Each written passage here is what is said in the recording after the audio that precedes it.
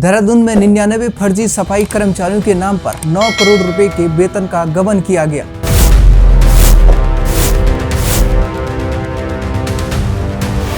और हरिद्वार में लगभग 15 करोड़ का जमीन घोटाला हुआ।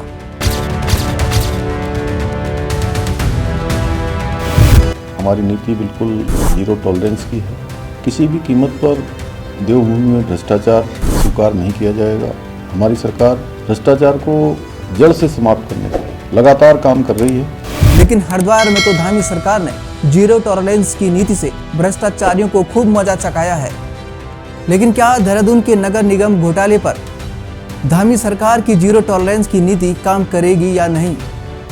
समिति जो बनी है उन्हीं के नेतृत्व में बनी है और जो मॉनिटरिंग जो होनी थी उस समय जो तत्कालीन मेयर थे उनके नेतृत्व में सारा काम होना था। और इसमें जब इन्वेस्टिगेशन चलेगी तो उनके ऊपर भी बात आई और ये सब अब इन्वेस्टिगेशन का मामला है। और उस समय तत्कालीन मेयर के ऊपर भी ये सारी जिम्मेदारी थी। ये पैसा कहाँ गया, कैसे गया, समितियों पे कैसे जा रहा, कौन उसमें है, ये सब उनका काम है। धामी सरकार ने जीरो टॉलरेंस का ढिंडोरा तो पीट दिया, लेकिन पहाड़ों की जनता आज भी कमीशन घुसखोरी से त्रस्त है। और हमने कहा है कोई कितना भी बड़े हाथ वाला क्यों ना हो, चाहे कोई कितनी बड़ी पहुंच वाला क्यों ना हो, हम किसी को छोड़ने वाले नहीं हैं। और इस पर कार्रवाई तब तक जारी रहेगी जब तक अंतिम व्यक्ति को पकड़ा नहीं जाएगा जो इसमें शामिल होगा। साथियों नमस्कार, मेरा नाम है कृष्णा कुमार। आज इस वीडियो के माध्यम से उत्तराखंड में हो रहे भ्रष्टाचार के उन मामलों पर बात करूंगा जो आजकल खूब चर्चा में है। उत्तराखंड हाईकोर्ट में देहरादून नगर निगम में फर्जी कर्मचारियों की नियुक्ति से लगभग 80 करोड़ के घोटाले के मामले में दायर जनहित याचिका पर सुनवाई हुई। सुनवाई के दौरान राज्य सरकार की तरफ से कोर्ट को अवगत कराया गया कि घोटाले में शामिल आरोपियों के खिलाफ मुकदमा दर्ज कर लिया गया। और अभी भी आपने हमें सब्सक्राइब नहीं किया है तो कर दीजिए, हमारा भी उत्साह बढ़ेगा आपको नई नई जानकारी लाने में। साथियों, पिछले दिनों हरिद्वार भूमि घोटाले में सीएम धामी ने ताबड़तोड़ कार्रवाई की थी। सीएम के आदेश पर 7 अफसर निलंबित किए गए। हरिद्वार नगर निगम में करोड़ों रुपए की जमीन खरीदी में हुए घोटाले पर पुष्कर सिंह धामी ने कड़ा रुख अपनाया था। भाइयों बहनों, हम राज्य में भ्रष्टाचार को समाप्त करने के लिए जीरो टॉलरेंस की नीति के साथ संकल्पबद्ध होकर काम कर रहे हैं। इसी का परिणाम है आज प्रदेश के इतिहास में पिछले 3 वर्षों में हमने IAS हो, IPS हो, PCS हो या किसी भी उच्च सेवा में हो, इस स्तर के अधिकारियों सहित भ्रष्टाचार में लिप्त 200 से अधिक लोगों को जेल की सलाखों को पीछे पहुंचाने का काम किया है। उन्होंने IAS PCS अधिकारी सहित 7 अधिकारी को तत्काल प्रभाव से निलंबित करने के निर्देश दिए थे। सरकार मामले में पहले ही 3 अधिकारी को सस्पेंड कर चुकी थी। 2 अधिकारी की सेवाएं भी समाप्त कर दी गई थी। लगातार मिल रही शिकायतों पर सरकार ने विजिलेंस विभाग को जांच करने को कहा। ऐसा दंड दिया जाएगा कि उनकी 7 पीढ़ियां भी कभी ऐसा कृत्य करने की कल्पना तक नहीं कर पाएंगी। विजिलेंस विभाग ने जिसके बाद सरकार को घोटाले की विस्तृत जांच रिपोर्ट सौंपी। भूमि विक्रय से जुड़े सभी दस्तावेजों को निरस्त करके भूमि स्वामियों को दे दी गई और रकम भी रिकवर करने का आदेश दिया गया। हरिद्वार नगर निगम ने सराय गांव में कूड़े की ढेर के पास स्थित अनुपयुक्त 2.3070 हेक्टेयर जमीन को करोड़ों रुपए में खरीदने को लेकर सवाल खड़े किए थे। मुख्यमंत्री ने इसके जांच के आदेश दिए। सचिव रणबीर सिंह चौहान ने 29 मई को जांच रिपोर्ट सरकार को सौंपी थी। मुख्यमंत्री ने इस आधार पर दोषियों के खिलाफ कार्रवाई करने का आदेश दिए थे, जिसके बाद इस मामले में कर्मेंद्र सिंह जो तत्कालीन प्रशासक नगर निगम हरिद्वार एवं मौजूदा DM थे, और वरुण चौधरी जो तत्कालीन नगर आयुक्त हरिद्वार थे, वो अजयवीर सिंह जो तत्कालीन SDM हरिद्वार PCS अधिकारी थे, उनके साथ ही निकिता बिष्ट जो वरिष्ठ वित्त अधिकारी नगर निगम थी, और विक्की जो वरिष्ठ वैयक्तिक सहायक थे, साथ ही राजेश कुमार जो रजिस्ट्रार कानूनगो थे, तथा कमल दास मुख्य प्रशासनिक अधिकारी तहसील हरिद्वार में नियुक्त थे। इन लोगों को सीएम के आदेश पर जीरो टॉलरेंस की नीति को अपनाते हुए निलंबित किया गया था। इससे पहले भी धामी सरकार ने कुछ अधिकारियों को बाहर का रास्ता दिखाया था, जिनमें से आनंद सिंह मिश्रवाण प्रभारी अधिशासी अभियंता थे, उनको निलंबित किया गया। लक्ष्मीकांत भट्ट जो कर एवं राजस्व अधीक्षक थे, उनको निलंबित किया गया। दिनेश चंद्र कांडपाल जो अवर अभियंता थे उनको भी निलंबित किया गया।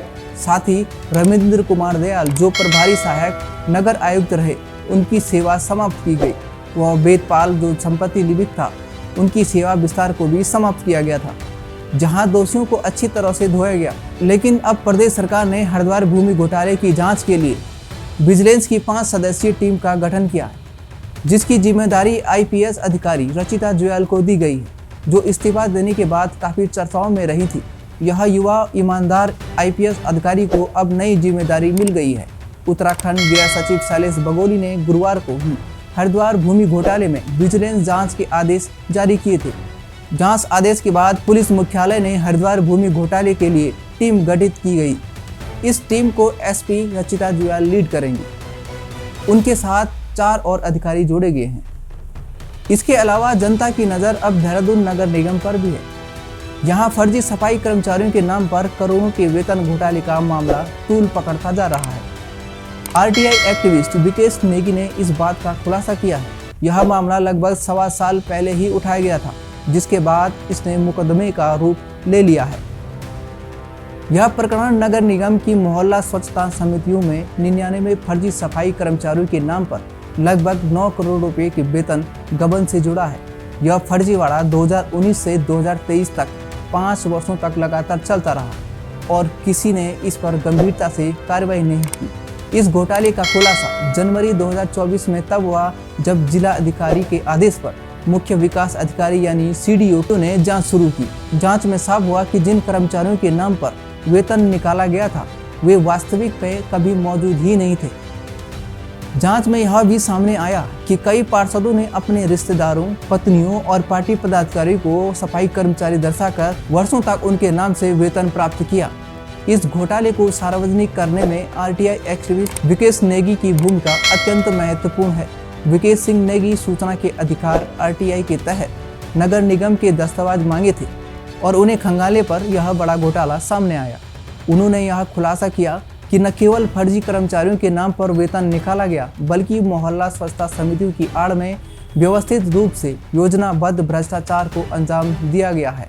विकेश सिंह नेगी ने अपने प्रयासों से इस पूरे तंत्र को बेनकाब किया, बल्कि कई बार अधिकारियों और जनप्रतिनिधियों के विरुद्ध जन सुनवाई में साक्ष्य भी प्रस्तुत किए। उनके निरंतर दबाव के चलते प्रशासन को मामले की जांच तेज करनी पड़ी। अब इस प्रकरण में नगर निगम के उप नगर आयुक्त गौर भसीन की तहरीर पर मुकदमा दर्ज किया गया है। FIR में विशेष रूप से निम्न पक्षों की जांच की बात कही गई है, जिसमें मोहल्ला स्वच्छता समितियों के अध्यक्ष, सचिव, कोषाध्यक्ष शामिल हैं तथा निगम द्वारा रखी गई प्राइवेट कंपनी के माध्यम से नियुक्त कर्मचारी और वे पार्षद हैं जिनके परिजन फर्जी कर्मचारी के रूप में नामित पाए गए हैं। यह भी संभावना जताई जा रही है कि जांच का दायरा भविष्य में और भी व्यापक किया जाएगा और नगर निगम के कुछ अधिकारियों की सांठगांठ और मिलीभगत की भी जांच हो सकती है। देहरादून जैसे संवेदनशील शहर में इतने वर्षों तक बिना किसी रोक टोक के इस तरह का भ्रष्टाचार हो रहा शासन प्रशासन की कार्यप्रणाली पर गंभीर सवाल खड़े कर सकता है। यह घोटाला न केवल जनता के पैसों की बर्बादी का मामला है, बल्कि यह दर्शाता है कि निगम स्तर पर पारदर्शिता और जवाबदेही कितना कमजोर है। अब जब FIR दर्ज हो चुकी है, जनता के नागरिक संगठनों की नज़रें इस बात पर टिकी है कि क्या दोषियों को वाकई सजा मिलेगी या फिर यह मामला भी अन्य भ्रष्टाचार मामलों की तरह कागजों में ही दम तोड़ देगा। विकेश सिंह नेगी जैसे एक्टिविस्टों के प्रयास यह साबित करते हैं कि जागरूक नागरिकों की भूमिका लोकतंत्र और भ्रष्टाचार मुक्त करने में अत्यंत महत्वपूर्ण है। आप क्या सोचते हैं, हमें कमेंट में जरूर लिखें और अपने विचार बताएं। एक बार फिर आपका दिल से धन्यवाद, आपने हमें सब्सक्राइब किया है।